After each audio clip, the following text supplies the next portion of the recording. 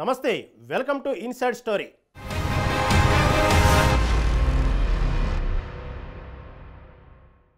Z+ category భద్రత ఉన్న VVIP ఆయన, పైగా ఓ కీలక రాష్ట్రానికి ముఖ్యమంత్రి. అలాంటి నేత భద్రతే గాలిలో దీపంలా మారిందంటే అవునన్న సమాధానం వినిపిస్తుంది. పూణే హెలికాప్టర్ ప్రమాదం తదనంతర పరిణామాల్లో ఒక్కో అంశం బయటకు వస్తుండడంతో అది కాస్త సంచలనంగా మారుతుంది. అసలు ఎందుకు ఈ పరిస్థితి? ఇక తిరుపతి మేయర్ పీఠంపై టీడీపీ కూటమి పార్టీలు ఎందుకు ఫోకస్ పెట్టాయి? జార్ఖండ్ మాజీ సీఎం చంపై సోరెన్ కమలంగూటికి చేరడం ఖాయమైంది. ఇంతవరకు బాగానే ఉన్నా ఆయన అలాంటి నిర్ణయం తీసుకోవడం వెనుక ఉన్న కారణాలేంటి? అసలు కమలం పార్టీ వ్యూహం ఏంటి? ఇలాంటి అంశాలపై విశ్లేషణతో వచ్చింది ఇవాల్టి ఇన్సైడ్ స్టోరీ.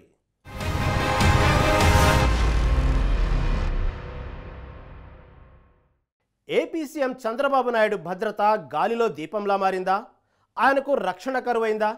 Z+ కేటగిరీలో ఉన్న ముఖ్యమంత్రి విషయంలో అధికారుల నిర్లక్ష్యం ఎందుకు?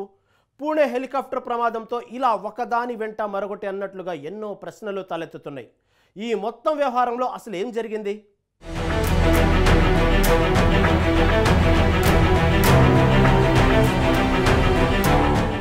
AP CM Chandrababu Naidu Z+ category భద్రతలో ఉన్న ముఖ్యమంత్రి.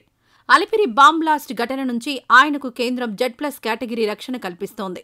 అలాంటి నేత సెక్యూరిటీ కానీ, ఆయన ప్రయాణించే వాహనాలు, అవి కార్లు కావచ్చు, విమానాలు కావచ్చు, లేదంటే హెలికాప్టర్లు అవ్వచ్చు, ఏదైనా పక్కాగా చెక్ చేస్తుంటారు.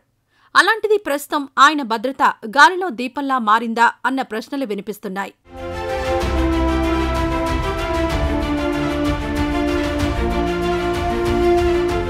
తాజాగా జరిగిన ఓ హెలికాప్టర్ ప్రమాదమే ఇందుకు ప్రధాన కారణం.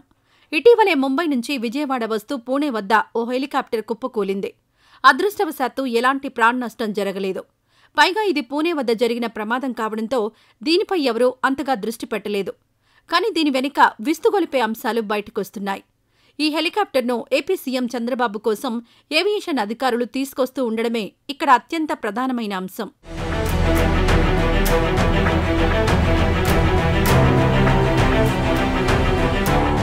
ఒకవేళ ఆ హెలికాప్టర్ ప్రమాదం సీఎం చంద్రబాబు ప్రయాణించే సమయంలో జరిగి ఉంటే అమ్మో, ఆ ఊహే చాలా భయంకరంగా ఉంటుంది.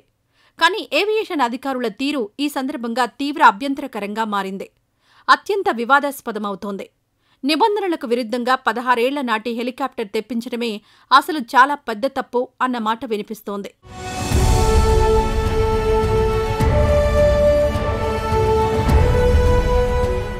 సాధారణంగా ముఖ్యమంత్రి ప్రయాణించే వాహనాలను కాన్వాయ్ నుంచి హెలికాప్టర్ వరకు ప్రతిదీ పరిశీలించి సురక్షితమని నిర్ధారించుకున్న తర్వాతే వినియోగిస్తారు. కానీ సీఎం చంద్రబాబుకు కేటాయించిన హెలికాప్టర్ విషయంలో ఉన్నతాధికారులు వ్యవహరించిన తీరుపై పెద్ద ఎత్తున విమర్శలొస్తున్నాయి.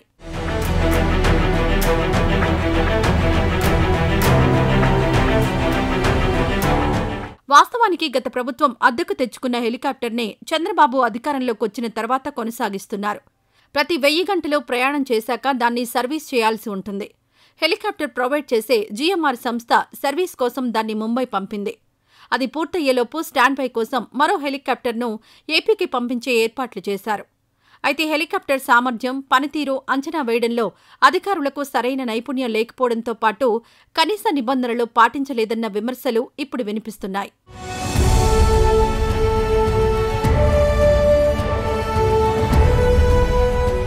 నిబంధనల ప్రకారం 10 ఏళ్ల కంటే ఎక్కువ సర్వీసున్న హెలికాప్టర్ను అద్దెకు తీసుకోవద్దన్న రూల్స్ ఉన్నాయి.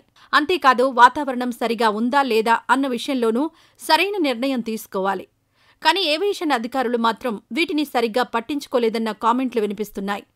రూల్స్ పట్టించుకోకుండా గ్లోబల్ వెక్ట్రా అనే సంస్థ నుంచి VT-GVI AW139 రకానికి చెందిన 2008 నాటి మోడల్ హెలికాప్టర్ను విజయవాడలో ల్యాండ్ చేసేందుకు ఈ నెల 24న అనుమతి తీసుకున్నారు. అదే రోజు మొదట ముంబై నుంచి హైదరాబాద్ వచ్చి ఆ తర్వాత విజయవాడకు రావాలని నిర్ణయించారు. కానీ ముంబై నుంచి వస్తున్నప్పుడు పూణే జిల్లా పాడ్ గ్రామం వద్ద ఈ హెలికాప్టర్ అతి తక్కువ ఎత్తులో కూలిపోయింది.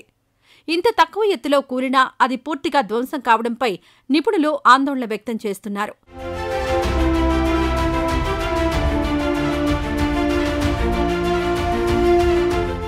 సీఎం చంద్రబాబు ప్రయాణించే రెగ్యులర్ హెలికాప్టర్ ప్రమాదానికి గురి కాకపోయినా స్టాండ్బై కోసం తెచ్చింది కూలిపోవడంతో భద్రతా చర్యలపై టీడీపీ నాయకులు, శ్రేణులు ఆందోళన పడుతున్నారు.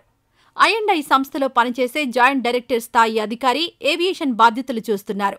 ఏవియేషన్పై వీళ్లకు మరీ ఎక్కువగా అవగాహన లేకపోవడంతోనే ఈ పరిస్థితి నెలకొందని ఆరోపణలు వినిపిస్తున్నాయి.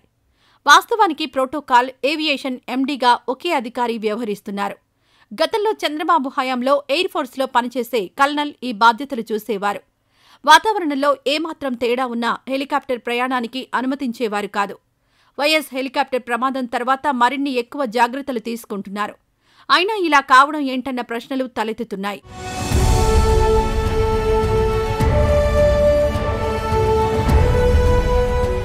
Prevention is better than cure అన్నది సామెత. ఇప్పటికైనా ఏవియేషన్ అధికారులు వీవీఐపీల కోసం వినియోగించే హెలికాప్టర్ల విషయంలో మరిన్ని జాగ్రత్తలు తీసుకోవాలన్న మాట వినిపిస్తోంది.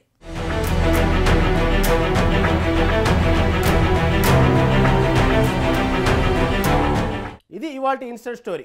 రేపు మరో ఎపిసోడ్తో మళ్ళీ కలుద్దాం. అంతవరకు సెలవు. నమస్తే.